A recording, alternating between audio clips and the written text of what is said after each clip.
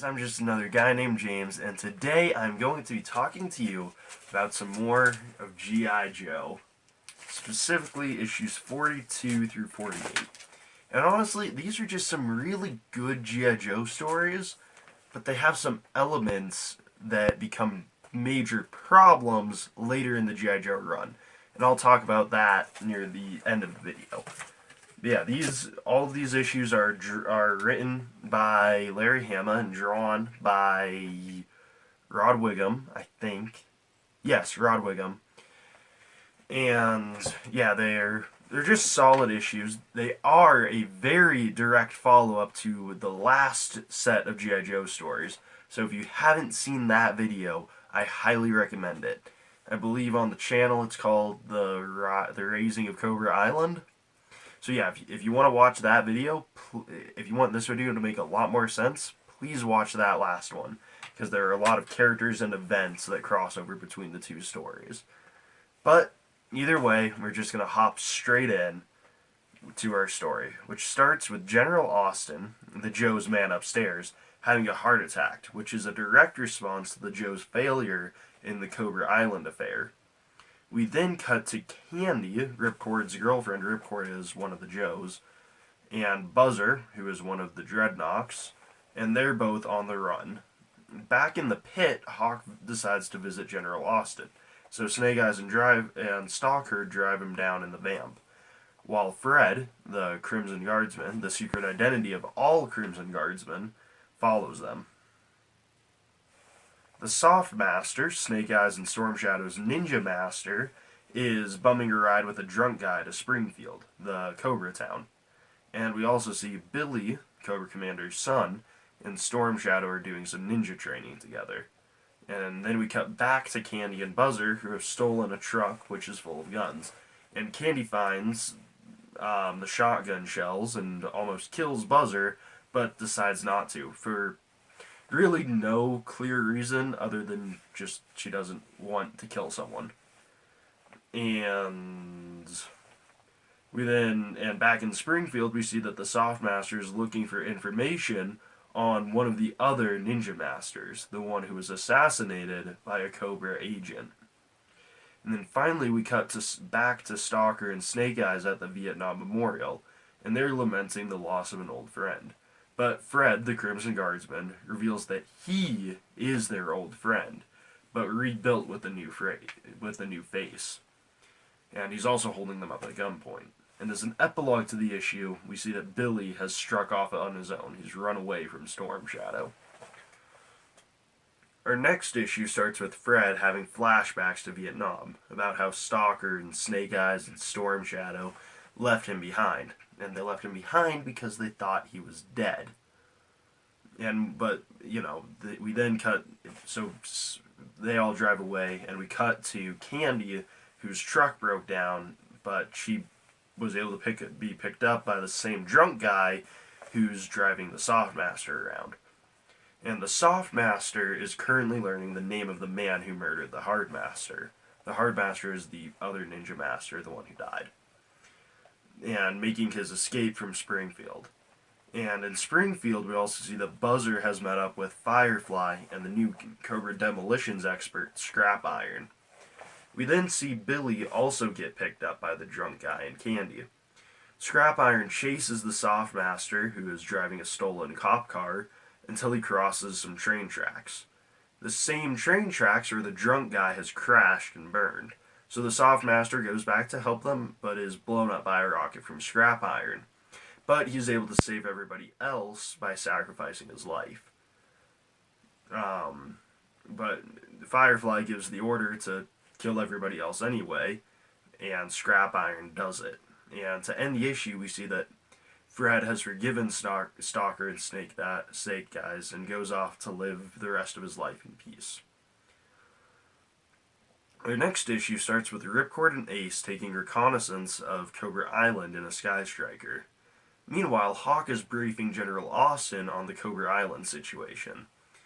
Back in the pit, we see two new Joes, Quick Kick and Alpine, are being introduced, and Snake Eyes receives the Soft Master's final message, which reveals the identity of the Hard Master's killer. While over Cobra Island, Ripcord jumps out of the Sky Striker to find answers about Candy, something that Hawk predicted would happen, so he deploys a strike team to recover Ripcord. Meanwhile, Snake Eyes and Storm Shadow take off for Cobra Island with the knowledge of who killed the Heartmaster. On Cobra Island, while Ripcord is interrogating a Cobra, he is shot by an arrow from Zartan. So they begin a firefight where they trade shots back and forth, and they're ducking behind cover. And the fight is interrupted by the revelation by Snake Eyes and Storm Shadow that Zartan is the one who killed the Hardmaster. And it's also interrupted by Hawk's promotion to General, which makes him the full leader of the G.I. Joe team. As the firefight continues, Ripcord seems to gain the upper hand until Zartan goes invisible. But Ripcord's able to trick Zartan into engaging in a melee combat down below the mud. Snake Eyes and Storm Shadow are able to touch down on the island, and the Joe Routible team of Flint, Quick Kick, Spirit, and Alpine are dropped off in the ocean. And to end the issue, we see that Zartan has beaten Ripcord and stolen his identity. We also, in the next issue, we see that Zartan has put Ripcord in his own outfit as an extra layer of trickery.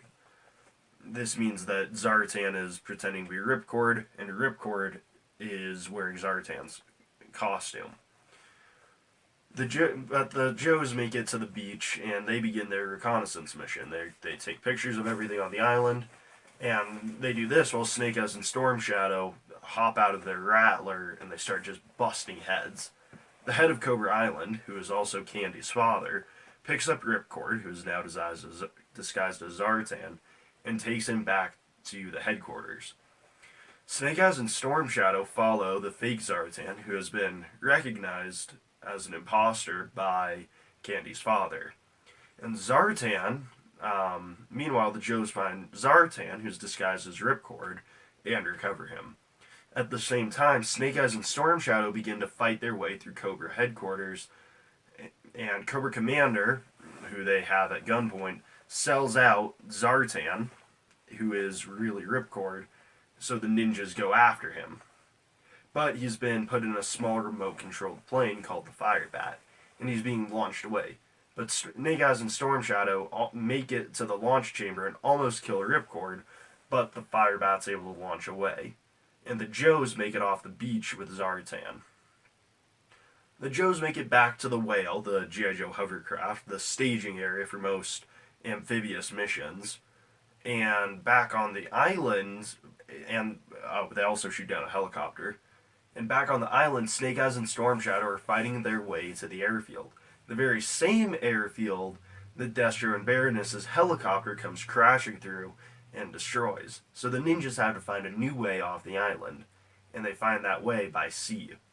Back at the Whale, Ripcord is being medically evacuated, and Hawk sends himself and two new Joes, Wetsuit and Beachhead, to rescue them using the new G.I. Joe boats, the Devilfish. Snake Eyes and Storm Shadow make it out with a hydrofoil, but the two new small Cobra ships, that I can't remember the name of, come zooming out after them, and Hawk and Beachhead's Devilfish is taken out, and Wetsuit picks them up. The ninja's boat is taken out on some rocks, and two Cobra eels grab Storm Shadow. The waters are also shark-infested. Snake Eyes is able to take out a couple sharks before he's rescued by Hawk, but Storm Shadow isn't so lucky. He has to fight off the sharks, the eels, and everything else, which he's able to do, and he makes it to the beach. And right when he does, he's shot dead by the Baroness. And as an epilogue to the issue, the Dreadnoks take Ripcord into Springfield. Ripcord's disguised as Zartan. And the Joes take Zartan into the pit. The pit is G.I. Joe headquarters, by the way. In the pit, Zartan makes a run for it, while back in Springfield, Ripcord tries to learn what happened to Candy. In the pit, it's chaos as Zartan runs around impersonating various Joes. Above ground at the motor pool, we see a new Joe, Sergeant Slaughter, has arrived. In the basement of the pit, the Joes get a call from Ripcord letting them know that Zartan is loose in the pit. So Duke joins the picture, and the Joes get organized, manning exits and setting traps. up top, Sergeant Slaughter has some Joes cover the exit points, and eventually Zartan bumps into Gung Ho down in the basement, and they have a fight that eventually goes into the ventilation system. Zartan and Gung Ho come out of the vents looking exactly the same as each other, so Sergeant Slaughter makes a 50-50 guess, decks one of them in the face, and he's right. And that's kind of just where this part of the story ends. Sergeant Slaughter punches Zartan in the face, and boom, it's done. And then to end off this whole story, this whole Cobra Island saga, Hawk is ordered by several high-ranking generals to stay away from Cobra Island. And honestly, that's where the story ends. And the story's pretty good, honestly. Really, it's a character story. It's a character story about Snake Eyes and Storm Shadow and Ripcord and Zartan. It has a lot of character elements to it. There's not much G.I. Joe elements to it. The story wouldn't work without some of the characters. And yeah, it's a pretty good set of stories.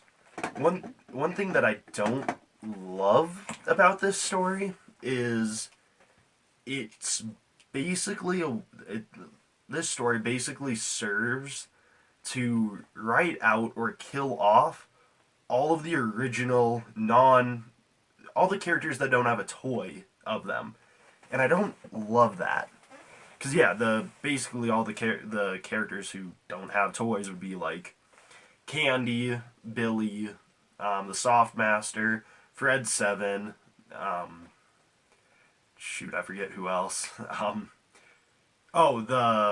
The guy behind Cobra Island, Candy's dad. All of those characters die, and they're all basic, or they all either die or are just written out of the comic for a little bit.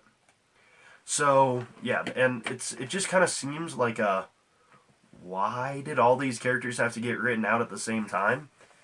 And the new characters that they added 4 new Joes in this story. They added Wetsuit, Beachhead, Quick Kick, and Alpine.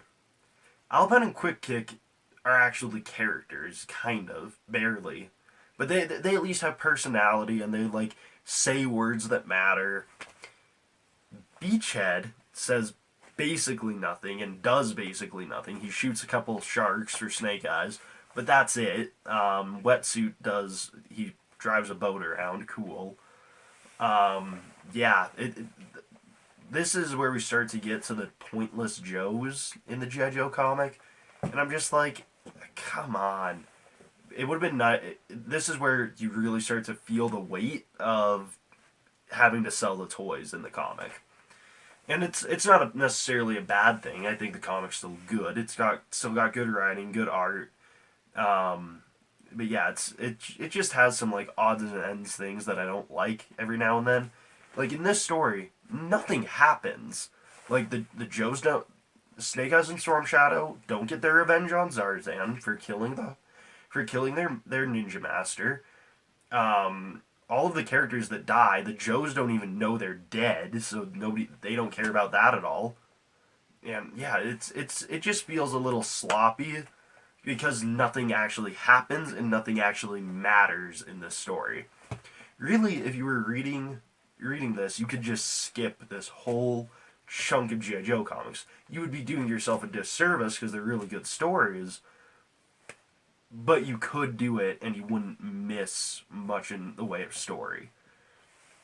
But yeah, I mean, overall, I think they're good comics. It's hard. All of these issues kind of feel like they're making their way to the next big story, and I know what the next big story is, and I don't like it. So that's part of where I'm coming from. But yeah. A lot of this is just dealing with the fallout from the last story. But yeah, Hawk. One thing that's really weird in this story is that Hawk goes from being a colonel, I believe, either a colonel or a commander. I can't remember which. I know it's a C one though, and he goes from being he was a colonel. He goes from being a colonel to a general, and once he's a general, he starts operating in the field again. He doesn't stop operating in the field, by the way, for like most of the rest of the comic. It's not exactly normal to get a promotion and start doing more work in the field.